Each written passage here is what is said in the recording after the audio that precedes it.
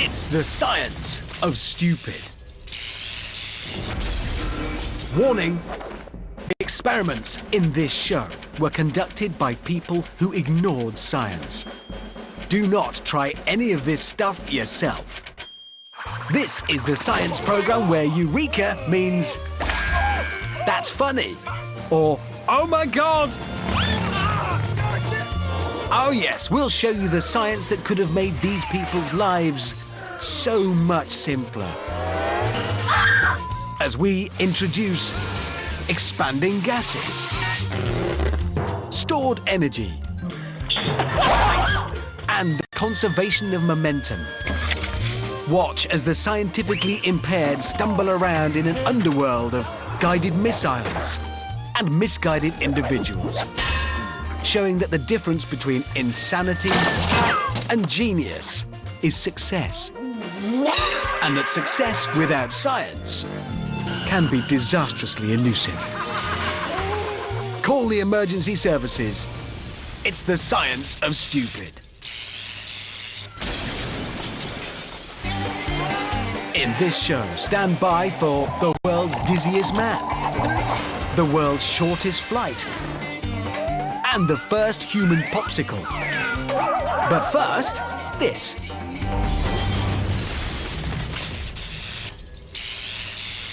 Forklift trucks, workhorses of the warehouse. But ignore the science and the warehouse becomes a war zone. We all want to impress on our first day at work.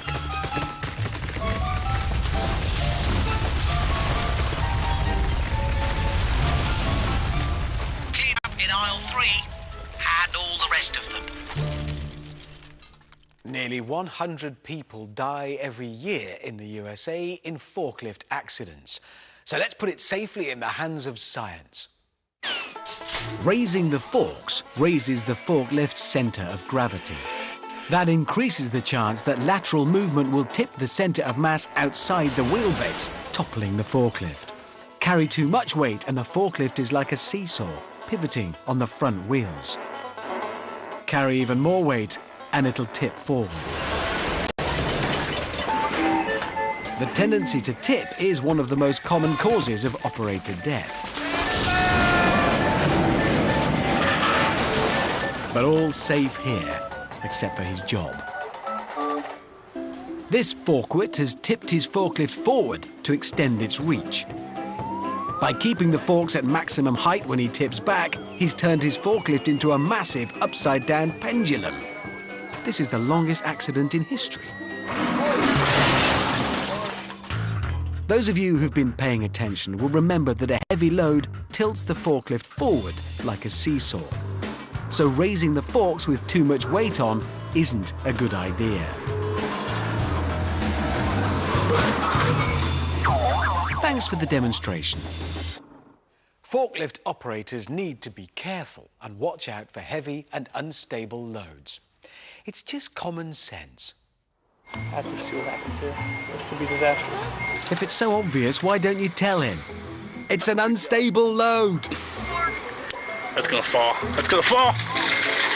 Yep. Thanks for that.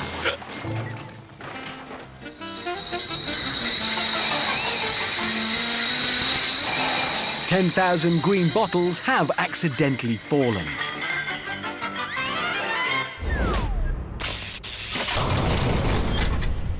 Flying's not just for the birds. After a successful takeoff in a hang glider or paraglider, you can have the entire eagle experience. Birds are the flying experts, but Homo sapiens is the top species when it comes to flying accidents.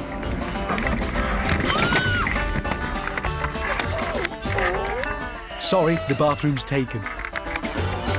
But the good news is there's no danger of you having these airborne accidents until you've mastered the takeoff.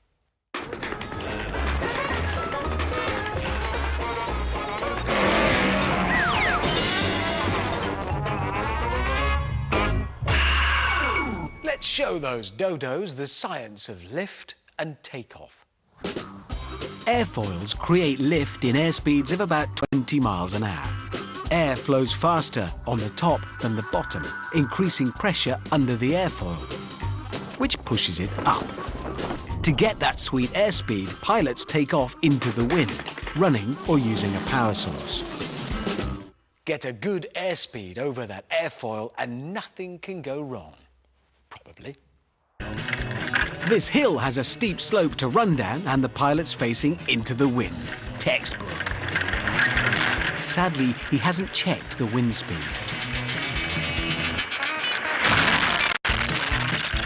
Remember, high wind speed for takeoff, low wind speed for crash. Why depend on the wind in our modern scientific age? This intrepid birdman has borrowed his mum's hairdryer. Probably needs more power. Like this. Here's a powerful engine.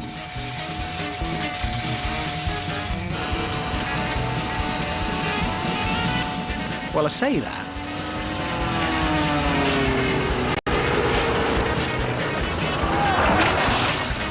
At least it's not far to the car. This intrepid aviator is getting towed into the air with a powerboat. But all that power won't help if you've got a nasty crosswind to deal with. Here's Joe. He's about to experience the challenges of paragliding. Run, Joe, run!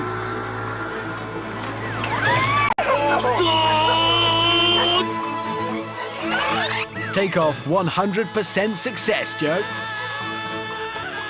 Good luck with the landing. It's certainly windy up here. Remember what we said about takeoff facing into the wind? I wonder what happens when you don't.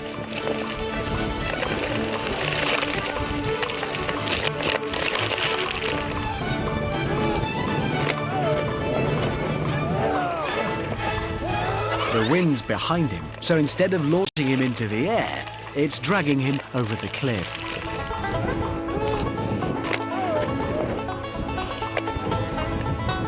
Fortunately, it all ends well, as once clear of the cliff, he enjoys a pleasant ride through the skies.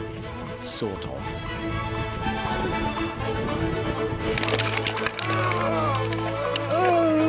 Sounds like he's enjoying himself. Fancy trying that again? Maybe not.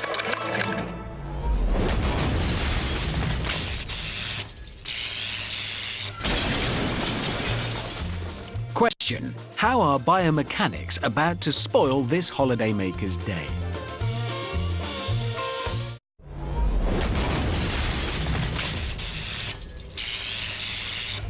Remember this relaxed leisure lizard? His day by the pool is about to take an unexpected turn. So why did he take an unscheduled dip? Well, when walking forwards, we humans are virtually falling, as our centre of mass is often in front of our supporting foot. That's all well and good when you keep going, but a sudden stop means that your forward momentum will turn into a tumble. Why the sudden stop, I hear you ask? Well, let's check what happened whilst our friend was still snoozing. Gluing sandals to the ground isn't scientific, but it is very funny. Running downhill is very dangerous, but some say, why walk when you can run? Then why run downhill when you can roll? These rolling stones aren't gathering moss, just a selection of nasty bruises. Have you noticed how hard it is to run downhill? Well, there's a reason for that. When you run down steep hills, gravity accelerates you very quickly. The hill pushes your centre of mass in front of your feet, and over you go. Trying to correct this by shifting your centre of mass backwards means you topple backwards. So if you try to run down a hill, it'll probably end in tears. So don't. Nevertheless, some misguided individuals believe they can successfully run downhill. Didn't I say, don't do this? These folk are amusing themselves by chasing this round cheese. There it is. But it's obvious that no one's going fast enough to catch it. So they're enjoying the old English tradition of using gravity to meet people. Although you might not want to meet him. The reason that running humans can't catch a round cheese rolling downhill is all in the science. Friction prevents a non-round object from moving down a slope as it needs more force to rotate. A round object actually requires friction to gain the traction that allows it to roll rather than slide. This bin isn't round, so needs some gentle encouragement to start it rolling. Ready?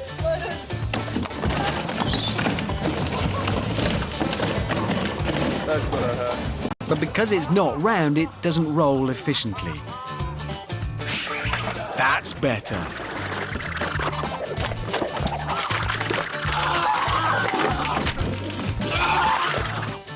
These brave Russians have done their homework, and they've planned a 20-mile-an-hour roll.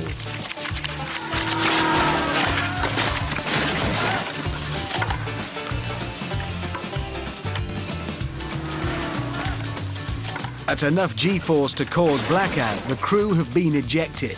They've had enough. But the round drum wants to keep on rolling back down the other hill. Not to be outdone by their Russian colleagues, the American roll program uses a simple but effective method. With a 50-foot high hill, gravity could accelerate the roller to 30 miles an hour. Oh, that sucks. You don't say. I hit my face on the inside of that tire like 30 times. I was like, doosh, doosh. Yes, like headbutting a wall 30 times. Shame there wasn't a camera in the tire. Ooh, there was! Oh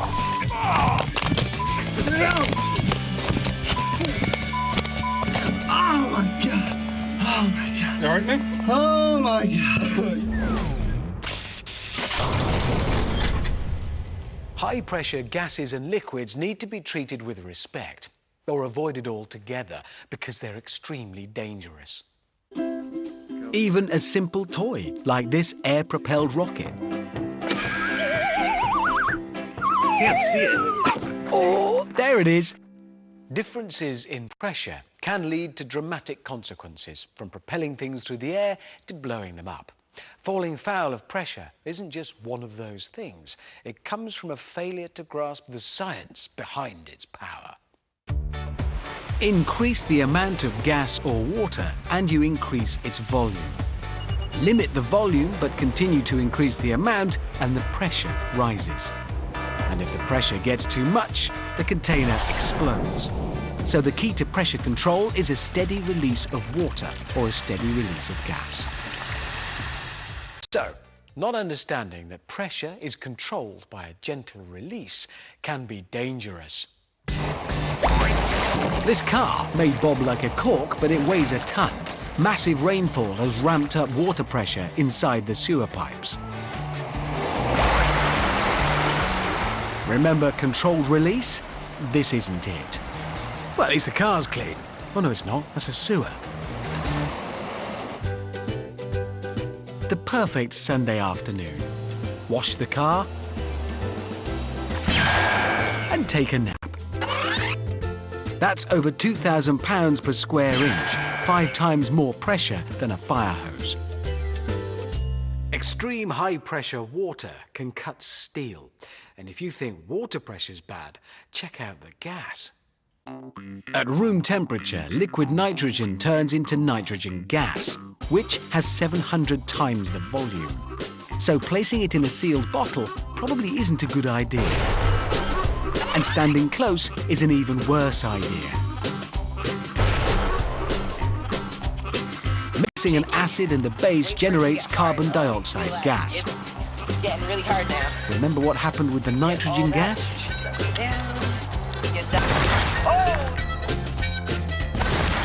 So don't play with pressure. Hey, let's let off some steam. Actually, it's high-pressure gas. Didn't we say pressure must be released gently?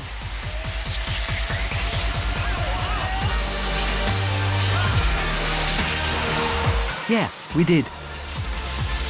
Some sort of crime has been committed here, even if it's only against fashion.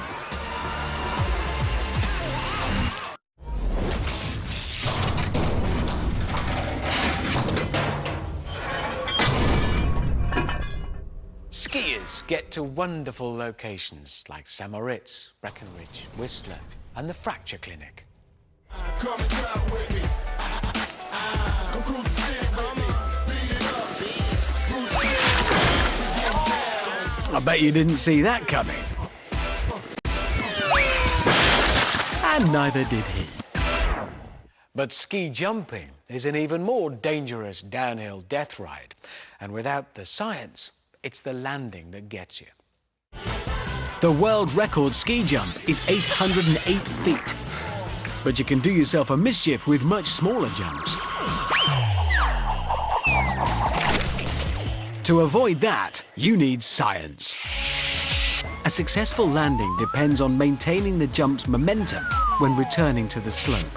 The skis must land parallel to the snow and be facing downhill to minimize the friction acting against the direction of travel. A bad landing results in rapid momentum loss. And before worrying about the science, make sure you land on snow.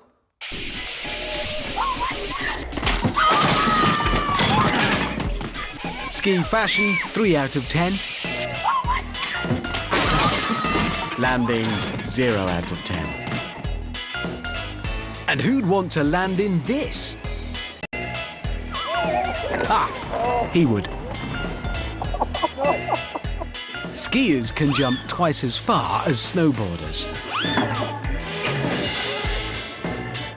But you do need to take your skis with you. The friction on his skis stops them dead, whilst the momentum of the rest of his body slams him into the snow.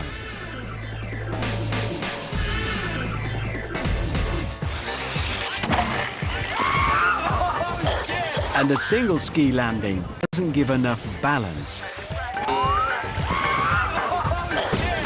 I got that on tape! Cheers for that.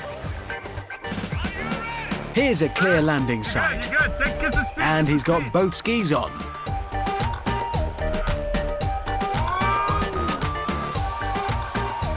Leaning back during takeoff starts a spin. His back works like a crude ski and gets him downhill.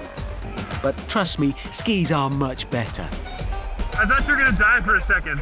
Even the greatest ski jumpers should never forget the science of landing, because leaning back does this. And leaning forward does this. That's probably an impact 3 times his body weight. Perhaps it's easier if you land in the opposite direction. No, it isn't. Remember, land sideways and friction stops the skis dead, whilst the skier's momentum sends him off on another jump. Sadly, without his skis.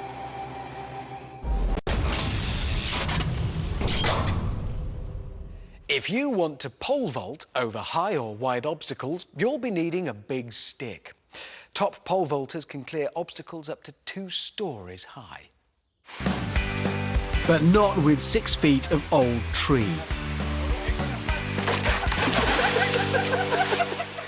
To pole vault, you need a strong, flexible carbon fibre or fiberglass pole. Yes, that's pole vaulting. So how does a bendy stick get a vaulter 20 feet into the air? Science, of course.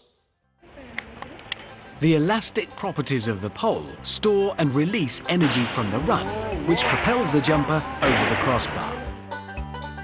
The faster the run, the more energy there is to store in the pole. The more the pole bends, the more potential energy is stored in the pole. The pole then releases the energy, lifting him into the air. 25% of high school pole vaulters injure themselves every season. So jumpers, beware. Unless you're strong enough to control the pole, the energy from your run is released with unpredictable and generally painful consequences. Remember, keep hold of the pole. Letting go unleashes the energy of the jumper's run, like that. And that.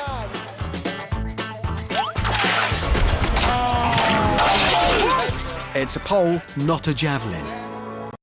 Theoretically, a 17-foot pole can propel a vaulter over 20 feet. Getting maximum energy into a pole creates lots of strain, so top jumpers check their poles for damage before every jump. And here's why. The energy stored in these poles can be up to 3,000 foot-pounds. That's more energy than a bullet has when it leaves a rifle. But it's not just a broken pole you need to worry about. A beautiful conversion of horizontal momentum into vertical momentum. Perfect. Except for that, one of the finer points of pole vaulting.